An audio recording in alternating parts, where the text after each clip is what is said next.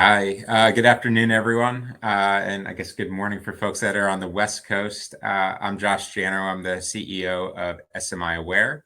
I have with me my colleague, Paige Hansen. Paige is also with SMI Aware and is one of our analysts. Today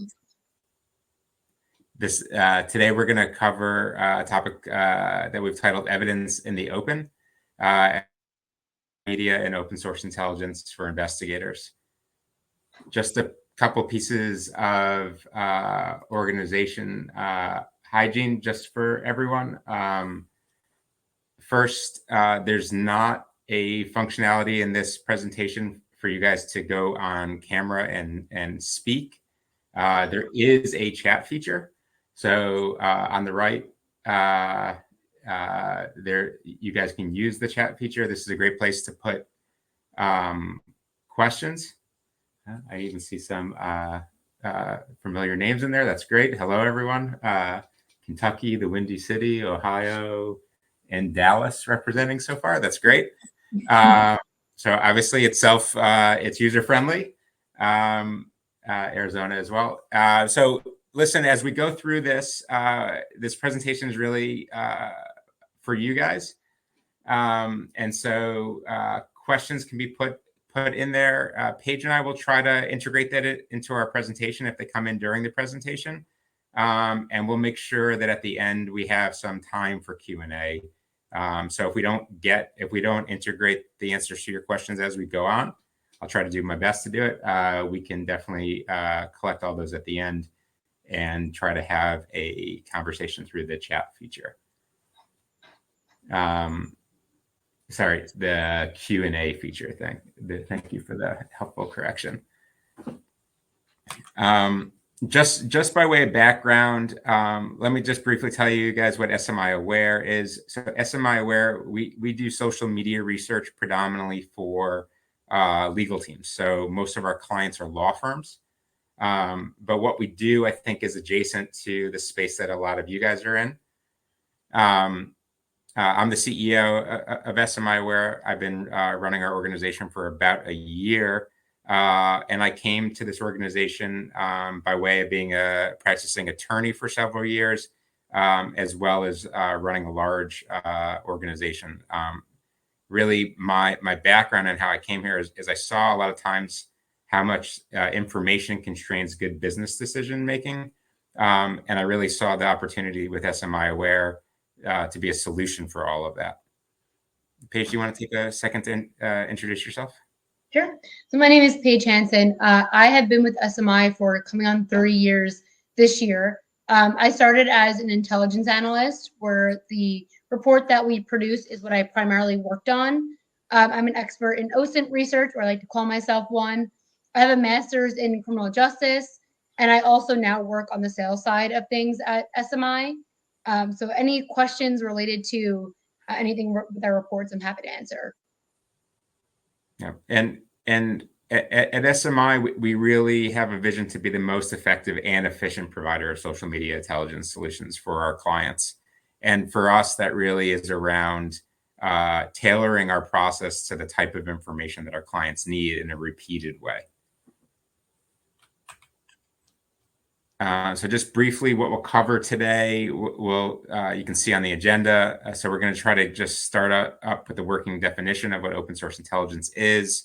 I'm a bit at a disadvantage of knowing who you guys are. I do recognize at least one name on the list, but I'm assuming that there's probably a pretty broad background of people here. So starting with the basics. And then we're going to get into research and scope development. We'll talk about analyzing and interpreting data, technical challenges as we see. We'll talk about privacy and consent and defensibility of evidence. We all probably have different reasons to come to this. And so we're really bringing forward our experience in our organization. And our hope is that you guys can learn from this, and it might help you out in your own practices, or figure out when outsourcing certain services makes sense in your practices. Let's start with OSINT. Yeah, so full disclosure, if you met me a little bit more than a year ago and you said OSINT, it wasn't in my vocabulary as a trained attorney, and it, you know, so I think it's important just to start with a basic definition. So OSINT is open source intelligence, and it really is the focus of the collection and analysis of data gathered from open online sources. And this can include paid and non-paid publicly available information. I've been on some panels where that's been hotly debated, but I think it's helpful to think about both categories. And I think the other piece is around producing actionable intelligence. And there's a broad range of that. When in our own practice here at SMI Aware, we're really taking a scope that's provided to us by the client and refining the content that we provide to meet that scope. So we're doing part of the actionable in intelligence, but we're refining it, but we're really giving it over to others because we're working mostly for law firms that are doing other actions with that intelligence. So the actionableness of the intelligence is an activity that's happening effectively on both sides of the aisle. In terms of the content itself that we're capturing, we have a list here, and it's just to provide examples, but it's really collection from the internet, and all different types of data sources.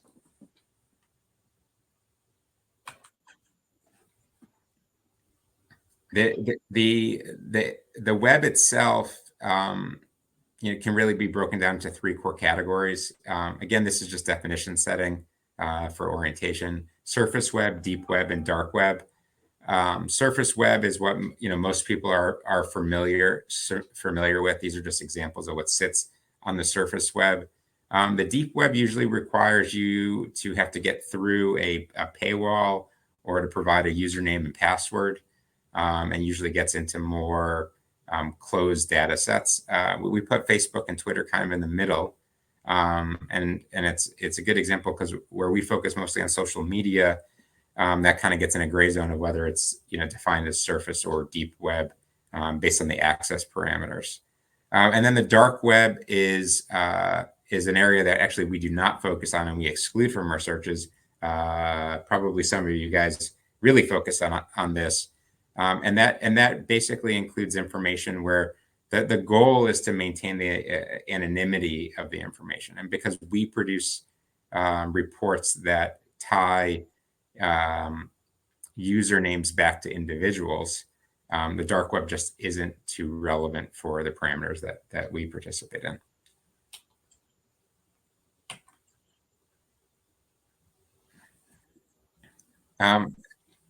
A couple things that we focus on around ensuring that good social media data, it requires a couple of prerequisites.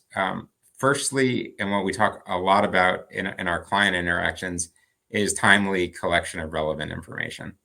The information that's publicly available on these sites all have different expiry dates, or all are at the sort of the choice of the user. There's some social media sites that by design have automatic expiry, and there's others that are at the choice of the user. And even though when information is subject to litigations and have litigation hold requirements, some of this type of information, it's harder to get the holds enforced as a practical matter. And so time is of the essence in a lot of these collections. Secondly, we really focus on our suite of specialized discovery and data preservation tools. There's really two sides of this. I'd probably talk about discovery and the preservation separately. Firstly, on the discovery side, in our own practice, we probably focus on three things. Firstly, is the tools around finding a broader data set of personally identifying information once we have the starting data set that our clients provide us. And this is about a variety of subscriptions that are available to public data sources, and the triangulation of that information with the data sources that you do find. Secondly is we use a lot of automation around that in the tools that we build for our analysts. So the data can quickly get overwhelming, and so the organization of that data becomes really important. We use in-house tools to help people do that and help connect those dots. There's other tools available by subscription as well. We tailor ours really to the process that we run. And then on the preservation side, it's ensuring that you in a way that can be used in other more formal processes.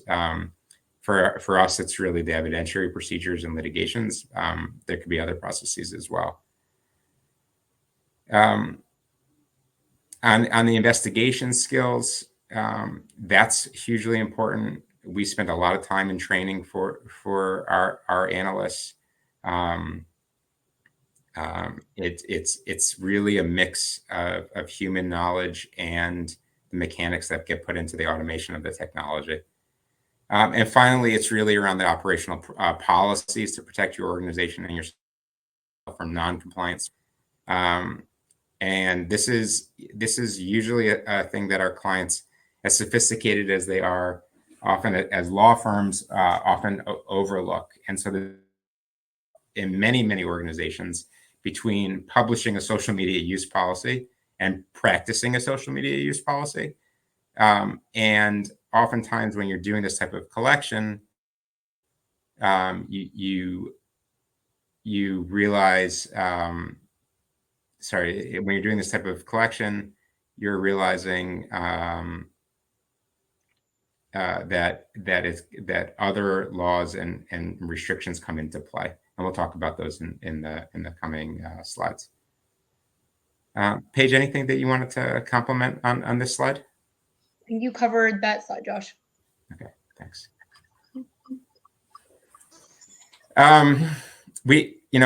OSINT is broader than social media, but social media is really the heart of what we focus on. And it's a moving target. It continues to grow and change. Firstly, there's tons, hundreds of social media platforms, and new ones are regularly emerging. So there's a management of that can get quite complex. We differentiate ourselves because we're for the markets we focus on that. Secondly, the content continues to grow exponentially, and as much as when you talk to people, that they express negative sentiment towards social media and social media use. The reality is most people continue to be on it. Most people continue to use it. And even when they quote unquote give it up, they oftentimes continue to maintain a profile. Collection from these spots are not easy. Privacy and permission policies are constantly moving on these sites. So comprehensive search and collection becomes a challenge. Social media is not designed for mass collection of data. They want to harness their data for their business purposes. And so there's always art and science that goes on to harnessing the data for your business purposes. And finally, they're constantly changing their policies and controlling how the information, how you can access it. And so keeping up with that is like a full-time activity, and data and really requires day-to-day upkeep in order to make sure for OSINT research and collection continue to be congruent with their policies and how they are publishing this information and giving people access to the information.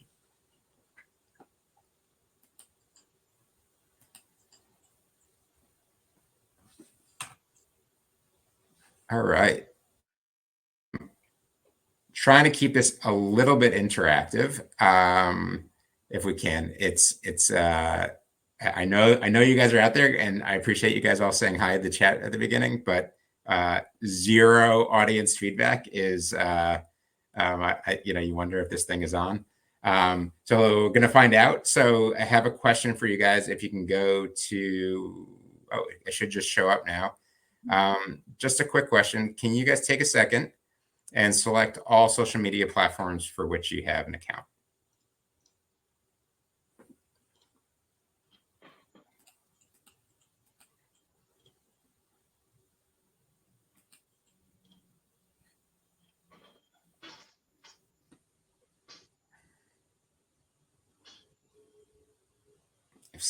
I see 7 responses, which is great. Although I thought I saw closer to 50 plus folks that are here.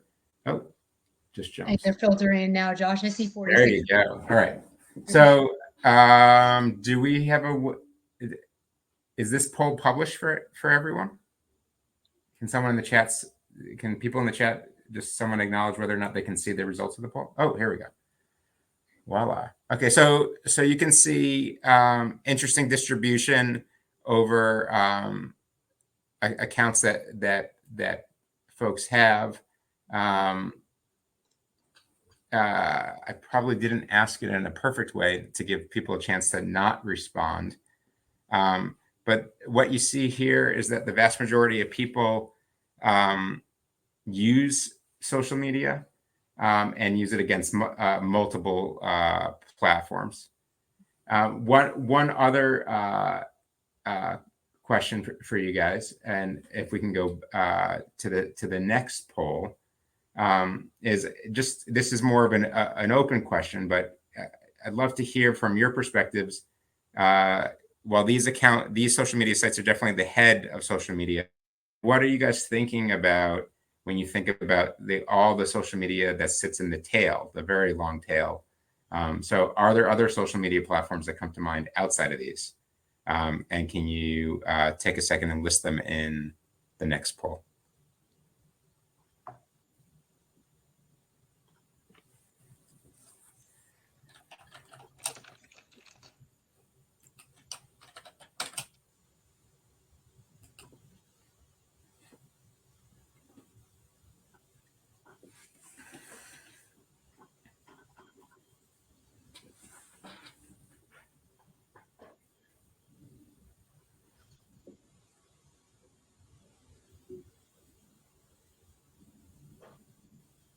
All right, I see some of them coming in. Thank you for that.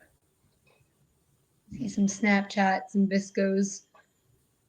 Yeah, I think we'll be able to publish this list in just a minute, but we'll let a couple more people answer.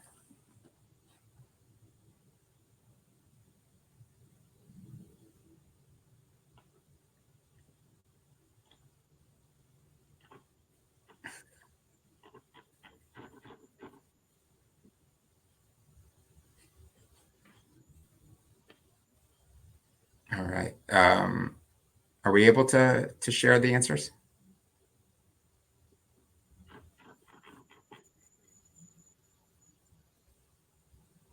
Ooh.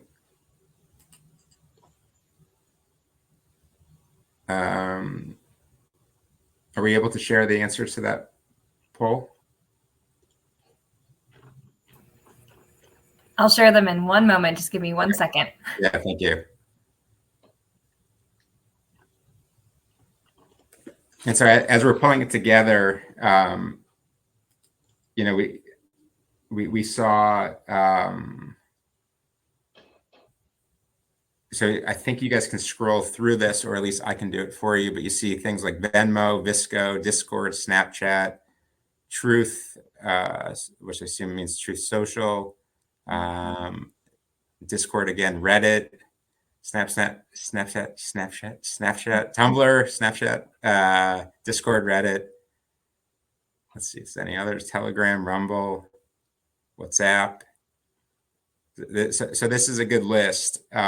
We search at SMI Aware close to 600 sites.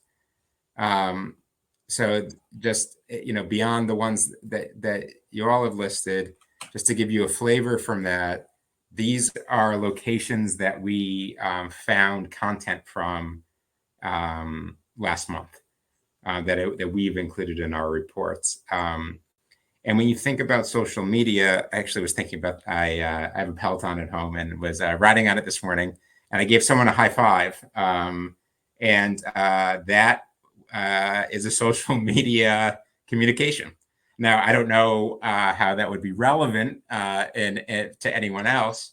But the reality is that anytime you have a username profile and there's a communication channel within that application, that's really the technical definition of social media.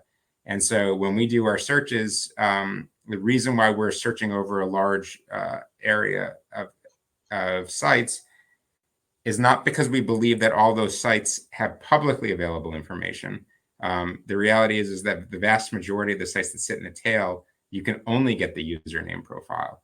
But for us, when we support litigations or due diligence, that piece of information alone can be helpful in other more formal discovery efforts to find other information. It can lead people to seek formal discovery holds on that content or seek formal discovery requests. And that's in our space. I'm sure that in parallel spaces, there's other activities that can be taken beyond the OSINT activities that can lead to that information collection.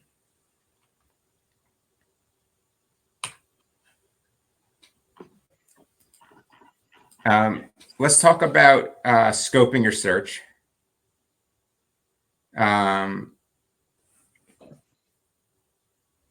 So I just, as I've gone through my career, it's always been that a good question gives you a good answer.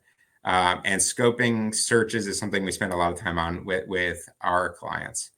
And the way we think about it, we're trying to minimize both over-inclusiveness and under-inclusiveness in our reports. And when we think about under-inclusiveness, that's really the efforts that analysts like Paige take to ensure that we do a comprehensive search for all usernames and profiles. Oftentimes, this is able to collect usernames that are either alias accounts or using names that, even if they weren't intended to be aliases, essentially are not easy matches to the person's real name. And then on the over-inclusiveness side, this is about the scope itself. Sorry, this is about getting the false positives. And so we see this a lot when we talk about common names.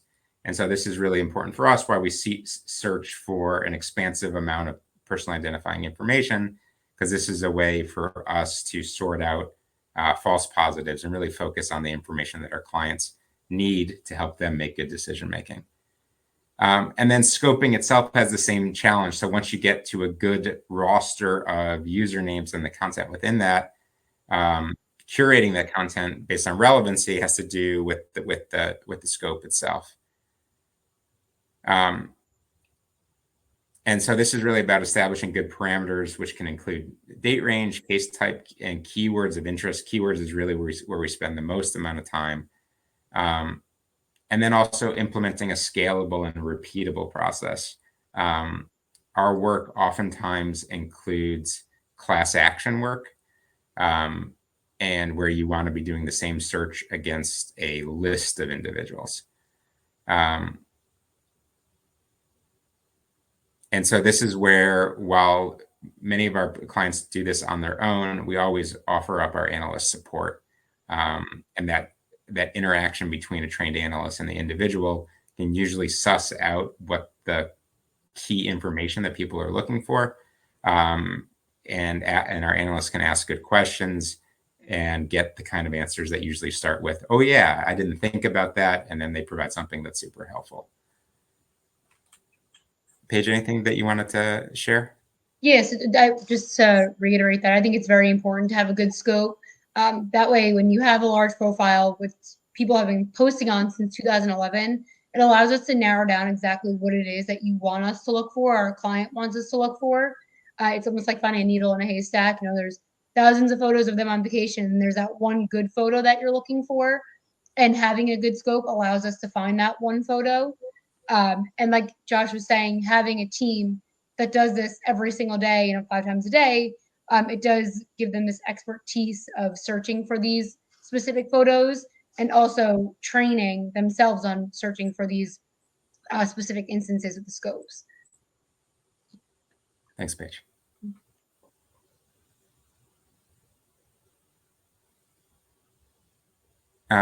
Yeah, Paige, maybe I'll give this slide to you and you can walk through kind of the difference between a generalized scope and a specific scope. Yeah, so a generalized scope is, we use that when you're doing initial search just for the subject of interest. You don't know what information could be relevant. You're not really sure what you need necessarily at this moment, but you just want to see what social media they have out there. Do they have Facebook, Twitter, LinkedIn, and you want to see their general web presence. So an example of that would be general social media and web presence for that subject is what you put in. Or if you wanted something more specific, like Josh and I were just saying, this is when you're more interested in getting specific information about a subject. You want to see if they've been posting about a product, they've been posting about an injury, they've been sharing content related to some sort of mental or physical injury that they had that endured, or any relevant dates or timelines of something that had happened. We would be looking for that as well. So in this case, we do have an example that I'll briefly go through. It was a product liability case. So we were looking for any mention of the product itself, any competitor products, any mention of the injury or a prior injury that maybe had flared up again that wasn't necessarily the product, any drug or alcohol use, education level, medical history, any mention of going to the hospital or the doctor. So in this case, this scope was pretty lengthy and we were looking for a bunch of specific factors. But in doing so, we were able to narrow down exactly what the client was looking for, and find, photos and posts about this specific instance. Both scopes are great. Having either one does get you a great amount of content. It is just really up to the client what they're looking for and what they want their deliverable to look like. And it gives that extra added detail if you want a specific scope. Thanks, Paige. And I think the more specific the scope is, the more basically that someone like Paige will have at their disposal to do the analysis and interpreting of the data, which at the end of the day is a mix of art and science.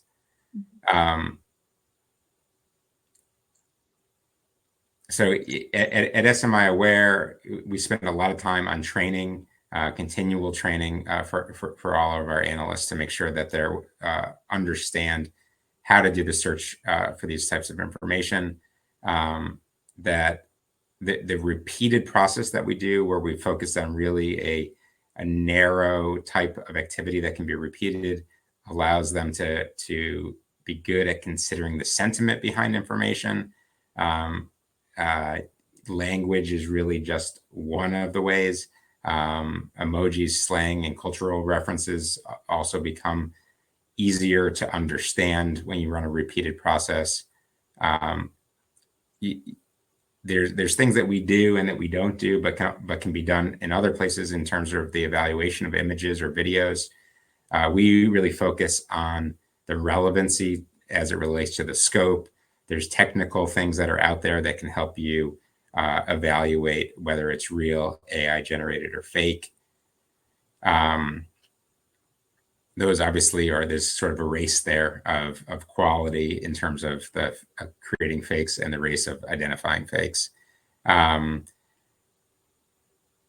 can draw connections, so the interrelation of different data sets, draw connections to associates, friends, and relatives. We do this a lot. Usually, while our typical report focuses on an individual, it's a regular occurrence where our relations are established by those reports, and then that leads to additional add-on work for us of those associates, friends, and relatives. And then you can contextualize the data when relevant to the scope of the search. And we do that within our searches. And then because we're giving this information over to a broader e-discovery team, typically, they'll be able to bring this information to their e-discovery platforms and contextualize the online or social media data that we collected in light of a broader data set, the broader e-discovery data set. A little bit on defensibility, that's big in our practice. And for us, that's really around capturing the source code in addition to the grab of the content itself. Source code is the computer code that defines the layout and content of the page that's captured.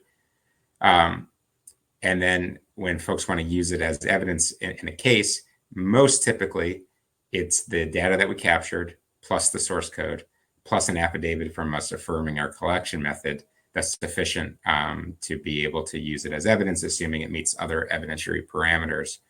There are times when expert witnesses are required, but that's been atypical in our practice.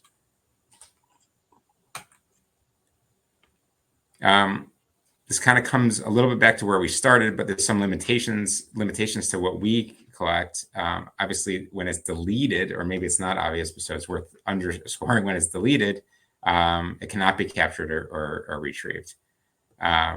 The social media sites themselves do keep that information beyond deleted for a short amount of time, but the hurdles to go through formal collection on that are pretty onerous. It's not something that we participate in.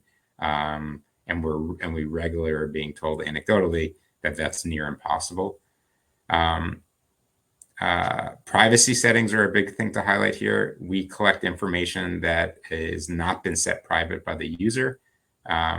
So when things are set private, the user has an option to change that, so stuff can become public at a future state. But our collection methods are limited to what's publicly available. And really what we're offering to folks is stuff that's publicly available, but maybe not readily available. So it comes back to timely discovery, good search terms, and then monitoring in the case of private stuff in case it becomes public in the future. This is just a short summary of popular social media limitations. As you read through it, probably the most important thing to highlight is that these are rules that the social media sites choose to set.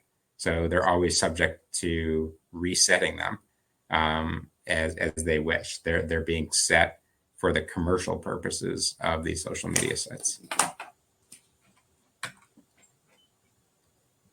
And just some ethical considerations. In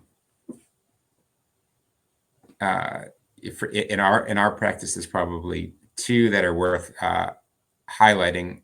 One is sometimes we do stuff that touches on pre-employment or other employment issues. And when that happens, the Fair Credit Reporting Act comes into play.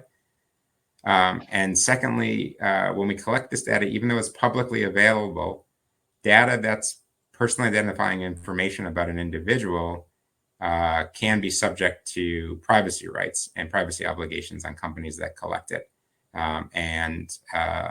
This is really an emerging space. There's a lot of state law that comes into play here, as well as the Global Data Protection Act abroad in Europe. And so it's important to understand obligations that come with the collection and holding of personal information. It's very fact dependent. Just one example, and then I think we'll turn it over to Paige. I'm probably leaking into your time, Paige, but I'm sure you'll catch us up. This is just an example of a case that we worked on. We ended up searching 32 different subjects, so we did 32 different reports. 47 different reports. 32 of the subjects were individuals, and 15 of them were companies. And we ended up confirming 135 social media profiles. We searched 10 keywords, and out of those 47 reports, 55% of them, we identified specific scope-related content. You can read the story here, but this was interesting because this case went all the way to trial, and the data that we found was used in the court proceedings.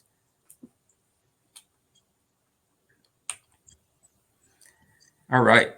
Let me see. I have not yet missed questions. Hopefully I'm keeping people's attention. I'm going to turn it over to Paige. I think this is probably the more interesting part. We're going to go deep on what one of our reports looks like. Paige will walk you through our process. And again, if you guys have questions, please put them in the Q&A tab, and we're happy to answer them. Thank you, Josh. So like Josh said, any questions in that Q&A tab, we're happy to answer as we're going throughout the report here, I can try to integrate them in, or we could just do it at the end of this presentation here. But getting right into it, so we have our deep report, and this is a comprehensive look at the online activity of a subject, and that could be all of their social media, their web results, and public records. And the results that we find are a sampling of content that's directly related to the scope of their search. So as we went over scoping beforehand, that could be photos, that could be any posts that they have. And our deep report includes that sampling of anything that we found. And all our results are verified by at least 3 instances of personal identifying information. So you'll hear me reference the word PII a couple times throughout this presentation. And that could be anything from name, date of birth, location, known associates, physical appearance. Those could all be identifiers. And we use 3 of those to confirm all our results. So all our social media platforms that we find, our web results, any scope related content that we add in, all has those identifiers. And then our deep report itself is downloadable as a PDF, a CSV, or a JSON. So getting into our search summary section here, so this is what our deep report would look like. It is condensed, obviously, for the sake of the presentation, but you have a photo of the subject, you have a clickable table of contents up here, you'll get their name, date of birth, location, and then the scope of the search, as we went over before. This is exactly what it is that our team will be looking for, that they're going to train their search on. Then you'll get the most popular social media platforms. So when you first think of it, social media, you think of Facebook, you think of Twitter, you think of Instagram, you think of TikTok. But as we have seen today, there's tons of others that people think of too when you think of social media. And those are included in that other icon right here. We also feature our results in the most relevant 3 findings that we find. That way our clients can see they found some scope related content. Let's continue reading the report here because they obviously found some good stuff in this report. And then this bottom section right here is going to be the summary of our analyst findings. So that is exactly what it is that we found. Did we find criminal records, traffic records? Did we find that the subject was sharing content related to an injury, related to an employer? Were they bad-mouthing someone? Were they on vacation when they shouldn't have been? That would all be included in this analyst summary right here. So getting into our first finding, it is foundational. It's whether it's a Facebook, whether it's a LinkedIn, it does help us build the rest of the report out. In this case, it was a Facebook that we found. It is collected, analyzed, and put into our report. You'll get a downloadable image along with the URL to that profile as well. And all our results will have that URL to either the profile link or to the individual post that we have. And as you can see, we have those identifiers that we use to confirm that this was in fact the individual. We shared the last active date of the profile and what was being shared on this profile. Was it viral content? Were they posting traveling pictures? Just generally what was being shared will be put on that last sentence. And then also all our results do have hash and source code embedded into the report. Getting to our scope-related results, so the good stuff, all our scope-related results are marked with the scope-related button right here. Again, that image is downloadable. You do get that source code. Our analysts will summarize exactly what it is that they found. So in this specific case, we did see that the subject was posting a photo with the competitor product that she had used at the time. So you'll see the photo and you'll also see the comment just explaining exactly what it is we found and why it was relevant. And then keyword searching. So I find this to be really important in our cases or in our reports that we do. It pulls back posts that could go back as far as 2011. It pulls back posts without having to scroll through all of these individual posts on Facebook or Twitter. So in this case, we were able to find the subject shared a photo and a post about the class action lawsuit. She used the keywords accident, injuries, hospital, lawsuit, and those pull back this individual post that we found. There's times that we could do various different keywords. It could just be maybe like this one is just 4 keywords. It does just depend on the specific case that we're looking at. but keyword searching is very helpful in pulling back posts and photos as well. And again, you'll get that photo and the comment of the exactly what it is that we found and why it's relevant. Getting into private profiles here. So private profiles, they're still relevant. Just because you can't see the content doesn't mean that they're not relevant. So in this case, we did find a private profile for this individual. We're not friending anyone. We're not requesting to follow anyone. We're not liking or commenting on anyone's photos. If it is private, we're capturing the landing page. You'll have their username and also the link directly to that link to the profile. And the username does happen to be very helpful. I don't know if Josh mentioned, but we search over 600 social media platforms right now. And that number just continues to grow. So I have seen it grow from 400 to 500 to 600 every day. A new platform is being added. So that username searching actually helps us find other profiles that are lesser known, such as Poshmark, such as SoundCloud, Venmo, PayPal. So having those usernames from this private profile isn't a complete dud, if you will. And then even though it is private, we could monitor the profile. So some of our clients, when a profile is marked as private, we monitor a daily, monthly, or weekly time frame, whatever they choose, and we can see if it does become public, which tends to happen if they think they're in the clear and they take their settings off of private, and then sure enough, we're able to capture whatever it is that they have on their profile. Or you could request the profile be made a part of your discovery process if that's of interest.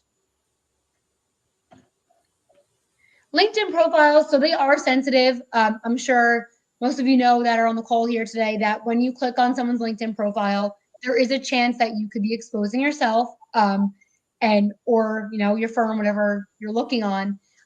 So in order to avoid doing that, we capture the full LinkedIn profile. We'll add it into our report with everything that's on that profile. That way you don't have to click on anything. You don't have to go on this profile and potentially expose yourself, expose your firm, and maybe tip the person off that they're being investigated. So we do that just to prevent any sort of issues with the LinkedIn profiles. We also include their last known address. So last known address is included based on public records. We'll add that in. We also look at county records. So that could be, this is dependent, of course, on the county's privacy laws. If there's a paywall or some sort of request that we have to put in, we aren't able to access it.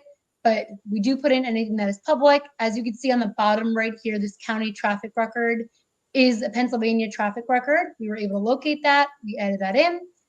And then we also found some additional records here, which is a foreclosure record. We found county traffic records, criminal records, bankruptcies, anything of that sort. If we can locate it, we'll certainly put it in. And then finally, we do categorize all our results. So say there was an instance of an injury and they were at the hospital, we'll tag it as medical conditions. If there is an employment instance or some sort of physical activity, all our results will be categorized in this little format right here. You can see how many results were found in each category, and you can actually click on them and it takes you directly down to that post. That way you can see, oh, they found something with education. We're interested in that. Let's click it, see where it takes us. And then like Gary touched on, all our results are confirmed by the PII. If they're not, if we couldn't find 3 instances of PII, we will put it in as unconfirmed. If we're about 95% certain it's a subject, we'll put it in with just name and say username. We're still not 100% sure to list it as confirmed. We'll have it marked as unconfirmed just so the client can see. We also provide a list of usernames that are associated with each platform. So as you can see here, we found a Facebook, a LinkedIn, an X, an Instagram, YouTube, and a Pinterest. All of them are marked as confirmed besides that X right there, which we weren't 100% sure about. And we did have that marked as unconfirmed so the client could see that this one wasn't 100% confirmed. And then just wrapping up with some more PII here. This is client provided, and it is also added to as our analyst goes throughout the order. This is an example of some of the information that we added to as we went throughout the order here. So we have email addresses, phone numbers, addresses, employment, education, and then associates. We briefly touched on associates. They are super important in finding the subject sometimes. We have a John Smith in New York. It's a little bit trickier to find him, and associates sometimes help, whether it be to narrow down what profiles we're looking at or to confirm the profile, in fact. So associates do play a pretty big role in our reporting, or searching, I should say. And then just briefly going over what it is that we offer. Josh, did you want to add anything else before I start on this part? Nope, you're doing great. Thank you. So our products and services, we offer a few things here at SMI. Our core product is our Deep Report, which I just went over. That is the curated, comprehensive overview of someone's internet activities, their web results, their public records. Could be on a company or a person. Then we have our export report. So this is, say you have a link to a LinkedIn or a link to a web result, and you want that page preserved. You would send us that link over if you already had it, and we're more than happy to preserve it for you. And then we have our research bundle. So this is our Deep Report and our exports merged together. You get one Deep Report and 3 exports in that bundle. And that way you're getting the research and the preservation. We also offer export monitoring, which I briefly touched on. This could be on a daily, weekly, or monthly basis. And then we also do custom requests. So say that your request didn't necessarily fall into any of those 4 categories I just mentioned. We're more than happy to hop on a call and we can try to curate something that meets exactly what you're looking for, just to ensure that you're getting the discovery needs you need. We also do rush requests. So our normal turnaround time is 2 business days. In the case that you need it either same day or the next morning, sooner than our normal turnaround time, we're happy to do a rush request if need be. We also do rerun orders. So if you have a Deep Report and you want to see what else is out there, it's been a couple months, you want to see if they posted anymore, or if any other profiles have been updated or added, we're happy to do a rerun. And within the first 6 months of that initial order, it is half off. And then we also offer an affidavit service. So this is supporting your results with notarized affidavit service, and we are more than happy to do that with our report. And then just some contact information at the bottom here. Any information that you want or any questions you have, reach out to us at support@smiaware.com or contact us at our phone number, which is listed right there. And then our website as well. There's a contact us section that you can go through as well. And I'll leave that up there for anyone to take notes on the services or the contact information. And if there's any questions, we're more than happy to take those as well. Thank you, Paige.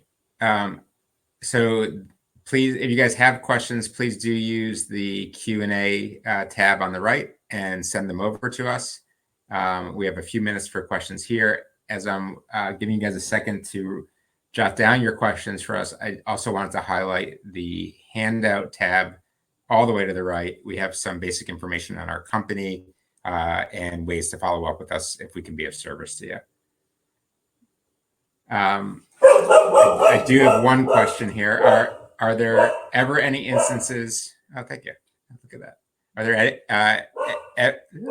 Are there ever any instances when you provide private account content? Yes. There's probably 4 different scenarios. First, I would highlight that poor privacy management on the individual user is probably the most common. So a lot of these sites, you choose whether or not to make things private, not on the enterprise level, but on the post level. And people who manage their posts as private public on a post level many, many times get overwhelmed with managing it correctly. So what they intend to mark private and what they do mark private, oftentimes there can be a variance. Secondly, we offer a monitoring service. So what's private at one moment in time isn't private forever. Oftentimes users try to go dark for a moment in time, lay low. And then when they think that there's no more interest, they can't help but publicizing social media because that's what they do. The third way is through formal discovery. So a lot of times we find a private profile and it won't be our analysts that get the underlying private content, but because of the other public content we found and the relevancy, the legal teams that we work with can seek formal discovery for the private content. And finally is through permissions. So one of the areas that we work for is the people that we're searching are not always counterparties, but sometimes related parties. And the finding of content that's private, sometimes our clients seek permission of the individual and they open up their account subsequently. So while we don't ever do any sort of hacking or anything like that, there are various ways to eventually obtain that information that's first private. There was a question around pricing. All the pricing is available in the handout. And then for the medical case example, what percentage of the work was done by analysts? Not sure what it's a percentage verse, but Paige, maybe whether that case or just general, can you just give some context to the type of work you do as an analyst? Sure. Yeah, so when we're conducting a report, we start by trying to find all those social media platforms. So while we do have tools that assist in finding them, such as a username search that might take us to an Instagram profile, we are doing the searching by hand. Like I said before with the associates, sometimes we're searching associates to try to locate this individual. Sometimes we're going the back end of things and maybe starting with the TikTok profile first. And we're searching with web results to try to find their location. But we are finding all those profiles. And then when we locate them, we do start to look through those profiles by hand. So we're looking through their photos, we're looking through their posts, their videos, any LinkedIn content, of course, to see if there's anything of relevance to the scope. If it's just general, then we would just keep it as such. And then we are searching for web results. So web results could be anything from a blog post to a news article to alumni website that they're on. We search and curate their web results, confirming that it's the subject, and then we add those to the report as well. And then our final part would be to search for any public records. So any county records, traffic, criminal records, that is all searched for and then also put into the report. I hope that answered your question a little bit about what is done by the analyst.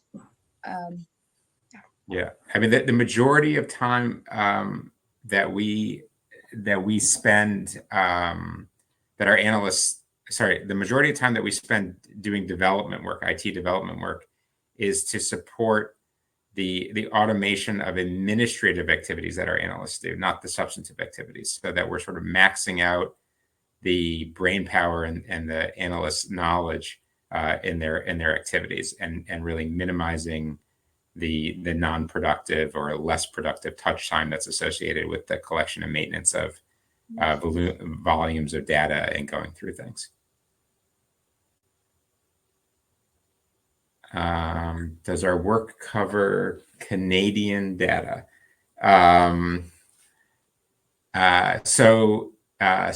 Our social media searches, today our client base is all US clients. The data itself could be anywhere because these social media platforms, maybe there's some exceptions, but mostly have Canadian users.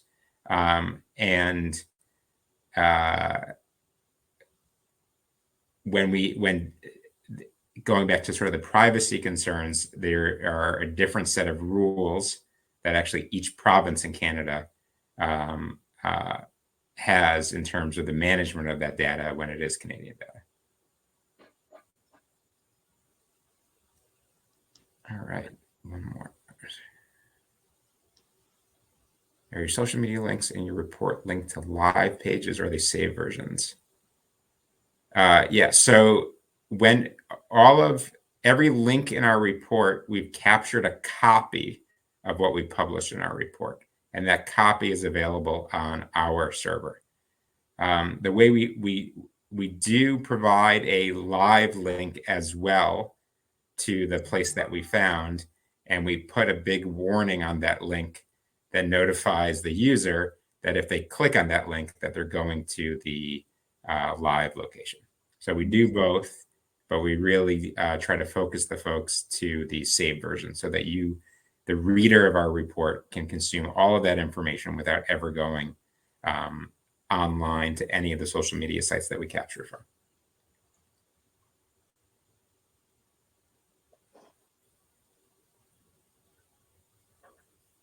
All right. We may have exhausted the questions. On the screen now, you have all the details of where to find us. Happy to continue the chat with any or all of you guys offline, as well as in Pages too. Very much appreciate the time and the great questions at the end and the engagement today. So thank you all very much. Thank you, everyone. I appreciate your time. Bye-bye.